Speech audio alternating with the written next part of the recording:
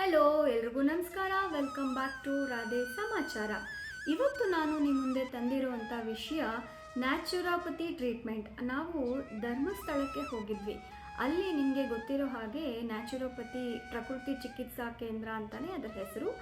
ಅಲ್ಲಿಗೆ ಹೋಗಿದ್ವಿ. ಎಲ್ಲರೂ ವೆಯ್ಟ್ ಲಾಸ್ಗೆ, ಡಿಟಾಕ್ಸ್ಗೆ ಎಲ್ಲ ಹೋಗ್ತಾರೆ. ನಾವು ಕೂಡ ಯಾಕೆ ಟ್ರೈ ಮಾಡಬಾರ್ದು ಅಂತ ಹೋಗಿದ್ವಿ. ಅಲ್ಲಿ ಏನೇನಿದೆ, ನಾವು ಏನೇನು ಟ್ರೀಟ್ಮೆಂಟ್ ತೊಗೊಂಡ್ವಿ, ಅದು ವ್ಯವಸ್ಥೆ ಹೇಗಿದೆ, ಎಲ್ಲ ವಿಷಯದ ಕುರಿತು ನಾನು ಈ ವಿಡಿಯೋ ಮಾಡ್ತಾ ಇದ್ದೀನಿ. ಪ್ಲೀಸ್ ನೋಡಿ. ಎಸ್, ಇದೇ ಪ್ರಕೃತಿ ಚಿಕಿತ್ಸಾ ಕೇಂದ್ರ. It is very near to Netravati. ಸ್ನಾನ ಮಾಡೋ ಜಾಗ ಇದೆಯಲ್ಲ ಅಲ್ಲಿ. ಒಳಗಡೆ ಸೆಕ್ಯೂರಿಟಿ ಎಲ್ಲ ಚೆಕ್ ಮಾಡಿ ಬಿಡ್ತಾರೆ. ಆಮೇಲೆ ಕಾರಲ್ಲಿ ಏನಾದರೂ ಚಿಪ್ಸು, ಚಕ್ಲಿ ಆ ಥರದ್ದು ಏನಾದರೂ ಇದೆಯಾ, ಇದ್ರೆ ತೆಗೆದುಬಿಡಿ ಅಂತ ಹೇಳಿ ಕೇಳಿ ಒಳಗಡೆ ಬಿಡ್ತಾರೆ. ಇಲ್ಲಿ ರಿಸೆಪ್ಷನ್ ಏರಿಯಾದಲ್ಲಿ ನಿಮಗೆ ಒಂದು ಫೈಲ್ ಕೊಡ್ತಾರೆ. ಆ ಫೈಲಲ್ಲಿ ನಿಮ್ಮದು ಹೈಟು, ವೆಯ್ಟು, ಏನು ಪ್ರಾಬ್ಲಮ್ಸ್ ಇದೆ, ಯಾಕೆ ಬಂದಿದ್ದೀರಾ, ಅದೆಲ್ಲ ಎಷ್ಟು ದಿನಕ್ಕೆ ಇರ್ತೀರಾ ಅದೆಲ್ಲ ಕೇಳಿ ಆಮೇಲೆ ಡಾಕ್ಟರ್ ಕನ್ಸಲ್ಟೇಷನ್ ಆಗುತ್ತೆ. ಡಾಕ್ಟರ್ ನಿಮ್ಮ ಪ್ರಾಬ್ಲಮ್ಸ್ ನೋಡಿಕೊಂಡು ನಿಮ್ಗೆ ಯಾವ ಜ್ಯೂಸ್ ಸೂಟ್ ಆಗುತ್ತೆ, ಯಾವ ಡಯಟ್ ಸೂಟ್ ಆಗುತ್ತೆ ಅದನ್ನೆಲ್ಲ ಮೆನ್ಷನ್ ಮಾಡಿ 2 ದಿನದನ್ನು ಬರೆದು ಕೊಡ್ತಾರೆ. ಅದಾದಮೇಲೆ ನೀವು ರೂಮ್ಗೆ ಹೋಗ್ಬೋದು. ಅಂದರೆ ನೀವು ಯಾವ ಥರ ರೂಮ್ ಬುಕ್ ಮಾಡ್ಕೊಂಡಿರ್ತೀರಾ, ಜನರಲ್ ವಾರ್ಡ್, ಇಲ್ಲಾಂದರೆ ವಿಲ್ಲಾ, ಇಲ್ಲಾಂದರೆ ಹಟ್ ಎಲ್ಲ ಇದೆ. ಮುಂದೆ ನಾನು ವೀಡಿಯೋದಲ್ಲಿ ತೋರಿಸ್ತೀನಿ. ಇವಾಗ ನಾನು ತೋರಿಸ್ತಾ ಇರೋದು ಜನರಲ್ ವಾರ್ಡ್. ಇದರಲ್ಲಿ ಒಂದು ರೂಮಲ್ಲಿ 4 ಅಥವಾ 5 ಅಥವಾ 6 ಬೆಡ್ಗಳಿರುತ್ತೆ. ನೋಡಿ, ಈ ಥರ ಒಂದು ಬಾಲ್ಕನಿ ಕೂಡ ಇರುತ್ತೆ. ಸೊ ಬಟ್ಟೆ ಒಣಗಿ ಹಾಕೊಳ್ಳೋಕ್ಕೆ ಎಲ್ಲ ಬೇಕಾಗತ್ತಲ್ಲ. ಬಾಲ್ಕನಿಯಿಂದ ವ್ಯೂ ಎಷ್ಟು ಚೆನ್ನಾಗಿದೆ ನೋಡಿ. ಇದು ಅದೇ ಬಿಲ್ಡಿಂಗಲ್ಲಿ ಇರೋವಂಥ ಟ್ರೀಟ್ಮೆಂಟ್ ಏರಿಯಾ. ನೋಡಿ, ಇದು ಎನಿಮಾ ರೂಮ್. ಹಾಗೆ ಈ ಕಡೆ ಮಸಾಜ್ ರೂಮ್ ಇದೆ. ಈ ಕಡೆ ಬಂದರೆ ಬೇರೆ ಕೋಲನ್ ಥೆರಪಿ ಅವೆಲ್ಲ ಟ್ರೀಟ್ಮೆಂಟ್ಗಳು ಡಾಕ್ಟರ್ ಯಾವ್ದು ಸಜೆಸ್ಟ್ ಮಾಡ್ತಾರೆ ಅದನ್ನು ಮಾತ್ರ ನಾವು ಮಾಡಿಸ್ಕೋಬೇಕಾಗತ್ತೆ. ಆ ಥರ ಎಲ್ಲ ರೂಮ್ಸ್ಗಳು ಇಲ್ಲಿದೆ. ನಿಮಗೆ ಜನರಲ್ ವಾರ್ಡ್ ಇಷ್ಟ ಇಲ್ಲ ಅಂತಂದರೆ ಈ ಥರ 2 ಶೇರಿಂಗ್ ರೂಮ್ಗಳು ಸಹ ಸಿಗುತ್ತೆ. ಅದು 800 ಪರ್ ಪರ್ಸನ್ ಆಗುತ್ತೆ ಪರ್ ಡೇ. ಆಮೇಲೆ ಹಟ್ಗಳು ಸಿಗುತ್ತೆ, ಅದು 3500 ಪರ್ ಡೇ ಇರುತ್ತೆ. ಆಮೇಲೆ ಇಲ್ಲಿ ವಿಲ್ಲಾಗಳು ಸಹ ಸಿಗುತ್ತೆ. ಇದು 7000 ಪರ್ ಡೇ ಅಂತ ಹೇಳಿದ್ರು. ಇಲ್ಲಿ ಎಲ್ಲ VIP ಗೆಸ್ಟ್ಗಳೆಲ್ಲ ಉಳ್ಕೋತಾರೆ. ಈಗ ನಾನು ಹೇಳ್ತಿರೋಂಥ ಪ್ರೈಸ್ ಎಲ್ಲ ಬರೀ ರೂಮ್ ಚಾರ್ಜಸ್ ಮಾತ್ರ. ಟ್ರೀಟ್ಮೆಂಟ್ ನಿಮಗೆ ಏನೇನು ಟ್ರೀಟ್ಮೆಂಟ್ ಆಗುತ್ತೆ ಅದ್ರ ಮೇಲೆ ಸಪ್ರೇಟಾಗಿ ಚಾರ್ಜ್ ಆಗುತ್ತೆ. ನಾನು ಇಷ್ಟೊತ್ತವರೆಗೂ ಹೇಳಿದ್ದು ಬರೀ ರೂಮ್ ಚಾರ್ಜಸ್ ಮಾತ್ರ. ಫಸ್ಟ್ ಡೇ ಕನ್ಸಲ್ಟೆನ್ಸಿ ಟೈಮಲ್ಲಿ ಈ ಥರ ಒಂದು ಕಾರ್ಡ್ ಕೊಟ್ಟಿರ್ತಾರೆ. ಆ ಕಾರ್ಡಲ್ಲಿ ನಿಮಗೆ ಯಾವ ಟೈಮಿಗೆ ಎಲ್ಲೆಲ್ಲಿಗೆ ಹೋಗಬೇಕು ಏನು ಅನ್ನೋದೆಲ್ಲ ಬರೆದಿರ್ತಾರೆ. ಆಮೇಲೆ ಯಾವ ಟ್ರೀಟ್ಮೆಂಟ್ ಆಗಬೇಕು ಅನ್ನೋದನ್ನು ಸಹ ಬರೆದಿರ್ತಾರೆ. ನೀವು ಆ ಟೈಮಿಗೆ ಸರಿಯಾಗಿ ಆ ಟ್ರೀಟ್ಮೆಂಟ್ ಸಿಗೋವಂಥ ಜಾಗಕ್ಕೆ ಹೋಗಬೇಕು. ಹಾಗೆ ಬ್ಯಾಕ್ ಸೈಡಲ್ಲಿ ಫುಡ್ಡು ಏನೇನು ಬರೀಬೇಕು, ಅಂದರೆ ಏನೇನು ಕೊಡಬೇಕು ಅನ್ನೋದನ್ನು ಬರೆದಿರ್ತಾರೆ.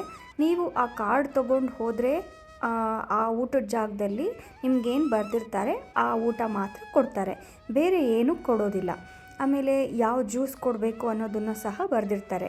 ಇಲ್ಲಿ ನಾನು ನಿಮಗೆ ತೋರಿಸ್ತಾ ಇರೋವಂಥ ಫೋಟೋಸ್ ಎಲ್ಲ ಅಲ್ಲಿ ಯಾವ್ಯಾವ ಥರದ ಜ್ಯೂಸ್ಗಳು ಇರುತ್ತೆ ಅನ್ನೋದನ್ನು ನಾನು ತೋರಿಸ್ತಾ ಇದ್ದೀನಿ. ಅಲ್ಲಿ ಬೀಟ್ರೂಟು, ಅನಾನಸ್ಸು, ಕ್ಯಾರೆಟು, ಆ್ಯಶ್ ಗಾರ್ಡು ಈ ರೀತಿಯಾಗಿ ಬೇರೆ ಬೇರೆ ಜ್ಯೂಸ್ಗಳಿರುತ್ತೆ. ನಿಮಗೆ ಯಾವುದು ಅನ್ನೋದನ್ನು ಡಾಕ್ಟರ್ ಬರೆದಿರ್ತಾರೆ.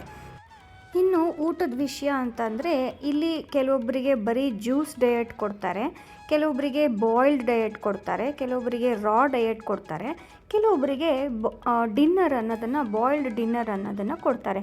ಅಂದರೆ ವೆಜಿಟೇಬಲ್ಸ್ ಅಂತ ಬರೆದಿದ್ರೆ ನಿಮ್ಮ ಮೀಲಲ್ಲಿ ಬರೀ ವೆಜಿಟೇಬಲ್ಸ್ ಮಾತ್ರ ಕೊಡ್ತಾರೆ. ಬಾಯ್ಲ್ಡ್ ಡಿನ್ನರ್ ಅಂತ ಇದ್ದರೆ ಅದಕ್ಕೆ ಚಪಾತಿ ಸೇರಿಸಿ ಕೊಡ್ತಾರೆ. ಹಾಗೆ ನಿಮಗೆ ಊಟ ಸಾಕಾಗ್ತಿಲ್ಲ ಅಂತ ಹೇಳಿ ಡಾಕ್ಟರ್ ಹತ್ರ ಹೇಳಿದ್ರೆ ಒಂದು ಎಕ್ಸ್ಟ್ರಾ ಆ್ಯಪಲ್ ಕೂಡ ಬರೀತಾರೆ. ನೀವು ಆ್ಯಪಲ್ ಇಟ್ಕೊಂಡು ನಿಮಗೆ ತುಂಬ ಹಸುವಾದಾಗ ತಿನ್ಬೋದು. ಇನ್ನು ಊಟದಲ್ಲಿ ಒಂದೊಂದು ದಿನ ಒಂದೊಂದು ತರಕಾರಿ ಮಾಡಿರ್ತಾರೆ, ಮಿಲ್ಲೆಟ್ ಕೂಡ ಮಾಡಿರ್ತಾರೆ. ಸೊ ಈ ಥರ ಡಿಫ್ರೆಂಟಾಗಿ ಇರುತ್ತೆ. ಮತ್ತು ಪಪ್ಪಾಯ ಮತ್ತು ವಾಟರ್ ಮಿಲನ್ ಕೂಡ ಇರುತ್ತೆ. ಜೊತೆಗೆ ಬಟರ್ ಮಿಲ್ಕ್ ಇಟ್ಟಿರ್ತಾರೆ. ನೀವು ಮೆಂತ್ಯ ಪುಡಿನೂ ಸಹ ಇಟ್ಟಿರ್ತಾರೆ, ಅದನ್ನು ನೀವು ಹಾಕ್ಕೊಂಡು ಕುಡಿಬಹುದು. ಸೊ ಈ ರೀತಿಯಾಗಿ ಡಿಫ್ರೆಂಟಾಗಿ ಊಟದ ವಿಷಯ ಇರುತ್ತೆ. ನೀವು ಅಲ್ಲಿ 1 ವಾರ ಅಥವಾ 10 ಡೇಸ್ ಇದ್ದು ಬಂದರೆ ಆ ಊಟ ನಿಮಗೆ ಒಂದು ಐಡಿಯಾ ಬರುತ್ತೆ ಹೇಗೆ ನಾವು ಮನೆಯಲ್ಲಿ ಹೆಲ್ದಿ ಫುಡ್ನ ಮಾಡ್ಕೋಬೋದು ಅಂತ. ಇಲ್ಲಿ ಸಾಲ್ಟ್ ಮತ್ತು ಖಾರ ಎರಡೂ ತುಂಬ ಕಡಿಮೆ ಇರುತ್ತೆ. ನೀವು ಒಂಚೂರು ಸಾಲ್ಟ್ ಕೇಳಿದ್ರೂ ಅವರು ಕೊಡೋದಿಲ್ಲ. ನಿಮ್ಗೇನಾದರೂ ಲೋ BP ಇದ್ದರೆ ಡಾಕ್ಟರ್ ಹತ್ರ ಕೇಳಿ ಬರ್ಸ್ಕೊಂಡು ಬಂದರೆ ಮಾತ್ರ ಒಂದು ಸ್ವಲ್ಪ ಎಕ್ಸ್ಟ್ರಾ ಸಾಲ್ಟ್ ಹಾಕ್ತಾರೆ. ಇಲ್ಲಿ ಬೆಳಗಿನ ವಾತಾವರಣ ತುಂಬ ಚೆನ್ನಾಗಿತ್ತು, ಮಂಜಾಗಿ ಎಷ್ಟು ಚೆನ್ನಾಗಿತ್ತು. ಸೊ ಹೀಗಾಗಿ ಎಷ್ಟು ಬ್ಯೂಟಿಫುಲ್ ಆಗಿದೆಯಲ್ಲ ಅಂತ ಹೇಳಿ ನಾನು ಈ ಕ್ಲಿಪ್ಪಿಂಗ್ಸ್ ಕೂಡ ತೊಗೊಂಡಿದ್ದೆ. ನೀವಿಲ್ಲಿ ಬೆಳಗ್ಗೆ 5:30 to 7 o'clock ಯೋಗ ಮಾಡಬೇಕು. ಅದಾದಮೇಲೆ ಜಲನೀತಿ ಸೂತ್ರನೀತಿ ಅಂತ ಹೇಳಿ ಇರುತ್ತೆ, ಅದನ್ನು ಅವರು ಹೇಳ್ಕೊಡ್ತಾರೆ. ಜಲನೀತಿ ಸೂತ್ರನೀತಿ ಮುಗಿಸ್ಕೊಂಡು ಬಂದಮೇಲೆ ನಿಮಗೆ ಜ್ಯೂಸು ಮತ್ತು ಬೆಳಗಿನ ಟ್ರೀಟ್ಮೆಂಟ್ಗಳು ಸ್ಟಾರ್ಟ್ ಆಗುತ್ತೆ. ಮಧ್ಯಾಹ್ನ 11:30 ಅಷ್ಟೊತ್ತಿಗೆ ನಿಮಗೆ ಊಟ ಸಹ ಆಗೋಗುತ್ತೆ. 12:30 ಆದಮೇಲೆ ನೀವು ರೂಮ್ಗೆ ಹೋಗಿ ರೆಸ್ಟ್ ಮಾಡ್ಬೋದು. ಮತ್ತು 4:15ಗೆ ಯೋಗ ಇರುತ್ತೆ.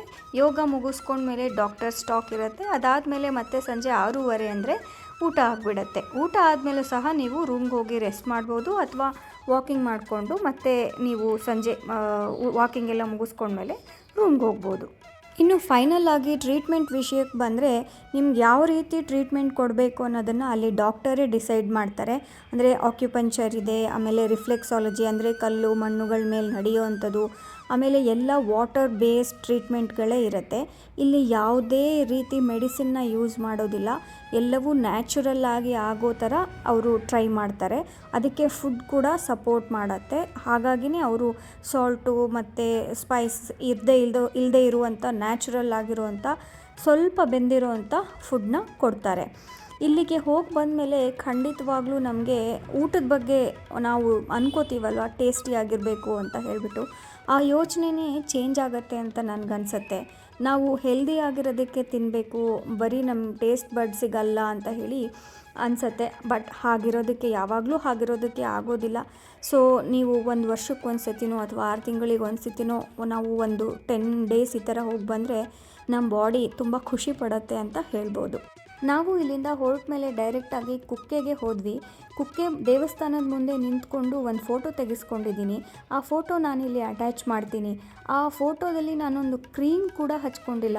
ಅದೆಷ್ಟು ಗ್ಲೋ ಇದೆ ನನ್ನ ಫೇಸು ಅಂತಂದರೆ ನನಗೆ ತುಂಬ ಖುಷಿ ಆಯಿತು. ಹಾಗೆ ಕರ್ಕೊಂಡು ಹೋಗೋದಕ್ಕೆ ನನ್ನ ಫ್ರೆಂಡ್ಸ್ ಕೂಡ ಬಂದಿದ್ದರು. ಅವರು ಕೂಡ ಹೇಳಿದ್ರು ಎಷ್ಟು ಫೇಸ್ ಗ್ಲೋ ಇದೆ ಅಂತ ಹೇಳಿಬಿಟ್ಟು. ಸೊ ಹೀಗಾಗಿ ನ್ಯಾಚುರಲ್ಲಾಗಿ ನಮ್ಮ ಬಾಡಿ ಕ್ಯೂರ್ ಮಾಡ್ಕೊಳ್ಳೋ ಅಂಥ ಕೆಪಾಸಿಟಿ ಇದೆ, ಅದನ್ನು ನಾವು ಬಳಸ್ಕೋಬೇಕು ಅಂತ ಹೇಳ್ತೀನಿ. ನನಗೆ ಗೊತ್ತಿರೋ ಅಷ್ಟು ವಿಷಯಗಳನ್ನು ಈ ವಿಡಿಯೋ ಮುಖಾಂತರ ತಿಳಿಸೋದಕ್ಕೆ ಪ್ರಯತ್ನ ಪಟ್ಟಿದ್ದೀನಿ. ಈ ವಿಡಿಯೋ ನಿಮ್ಗೆ ಇಷ್ಟ ಆಗಿದ್ದರೆ ದಯವಿಟ್ಟು ಒಂದು ಸಬ್ಸ್ಕ್ರೈಬ್ ಮಾಡಿ, ಹಾಗೆ ಬೇರೆಯವರಿಗೆ ಶೇರ್ ಮಾಡಿ. ಇನ್ನು ನೀವು ಇಲ್ಲಿಗೆ ಹೋಗಬೇಕು ಅಂತ ಅಂದ್ಕೊಂಡ್ರೆ ಧರ್ಮಸ್ಥಳ ನ್ಯಾಚುರೋಪತಿದು ವೆಬ್ಸೈಟ್ ಇದೆ, ಅಲ್ಲಿ ಬುಕ್ ಮಾಡಿಕೊಂಡು ಹೋಗ್ಬೋದು. ವಿಡಿಯೋ ನೋಡಿದ ಮೇಲೆ ಖಂಡಿತ ಹಾಗೆ ಹೋಗಬೇಡಿ, ಒಂದು ಸಬ್ಸ್ಕ್ರೈಬ್ ಮಾಡಿ. Thank you.